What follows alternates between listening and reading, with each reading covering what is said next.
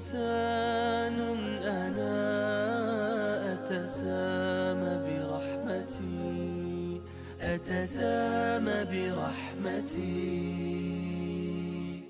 السلام علیکم ورحمۃ اللہ وبرکاتہ. ناظرین، ہم آپ کا مرسی ٹی وی پر استقبال کرتے ہیں اور میں لے کر حاضر ہوں ایک نیا پروگرام خوشخبریاں اور وعیدیں. بسم اللہ والصلاة والسلام علی رسول اللہ، اما بعد. آج کے اس نشست کا موضوع ہے شرک، اس کی مذمت اور اس کا انجام. توحید کس قدر اہم ہے. شرک اسی کا اپوزٹ اور اسی کی ضد ہے.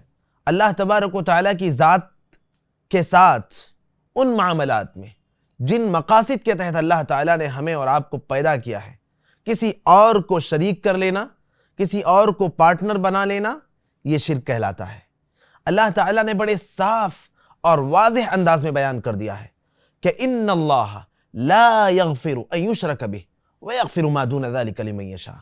اللہ تبارک و تعالیٰ کی ذات کے ساتھ شرک کیا جائے، یہ اللہ تعالیٰ کو پسند نہیں ہے.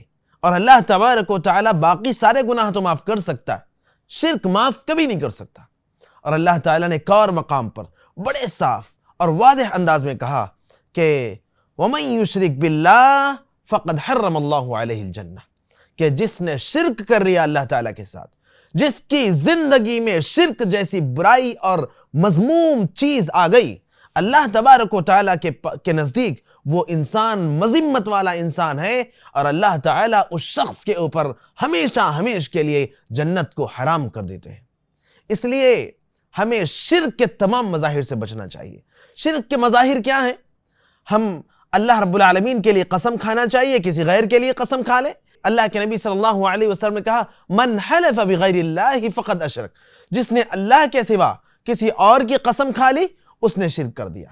اللہ کے نبی صلی اللہ علیہ وسلم نے کہا کہ من صلی یرائی فقد اشرک ومن صام یرائی فقد اشرک ومن تصدق یرائی فقد اشرک. جس نے نماز ادا کی دکھلاوے کے لیے اس نے شرک کیا، جس نے صدقہ کیا دکھلاوے کے لیے اس نے شرک کیا، جس نے روزہ رکھا دکھلاوے کے لیے اس نے شرک کیا. یہ شرک کے مظاہر ہیں.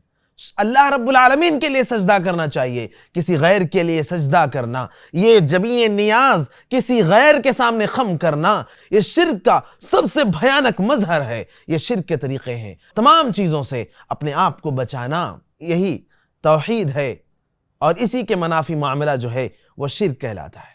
ہم شرک سے اپنے آپ کو بچائیں.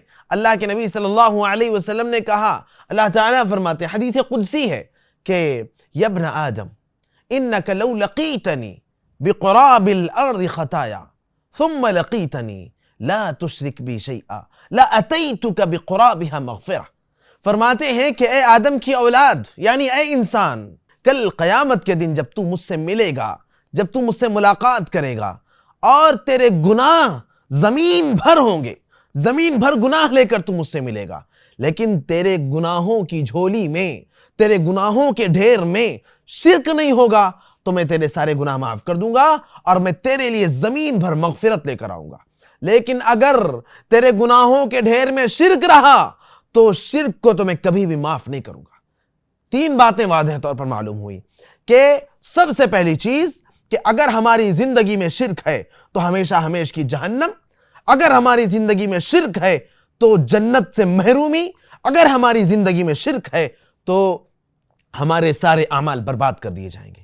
اس کائنات میں اللہ کے نبی صلی اللہ علیہ وسلم سے بھی بڑا مقام کوئی اور رکھتا ہے؟ آپ صلی اللہ علیہ وسلم کو خطاب کرتے ہوئے اللہ تعالیٰ کہتے ہیں اگر آپ نے بھی شرک کر دیا تو آپ کے بھی سارے کے سارے اعمال برباد کر دیے جائیں گے. جناب محمد الرسول اللہ کے اعمال برباد کرنے کی بات کی جا رہی ہے. اگر شرک پایا جائے، ہم اور آپ، بھلا ہماری اور آپ کی کیا حیثیت ہے بھائیوں؟ اس لیے ہمیں تمام ہی صورتحال میں، تمام ہی شرک کے مظاہر میں ہمیں اپنے آپ کو شرک سے بچانے کی ضرورت ہے. اللہ تعالی ہم سب کو شرک کی بربادی سے، شرک کی مذمت سے اللہ تعالی ہم سب کو محفوظ کر لے. مرسی ٹی وی کے مزید ویڈیوز کے لیے ہمارے چینل کو سبسکرائب کریں اور بیل آئیکن کو کلک کرنا نہ بھولیں. جزاک اللہ خیر. مرسی ٹی وی، پیغام رحمت.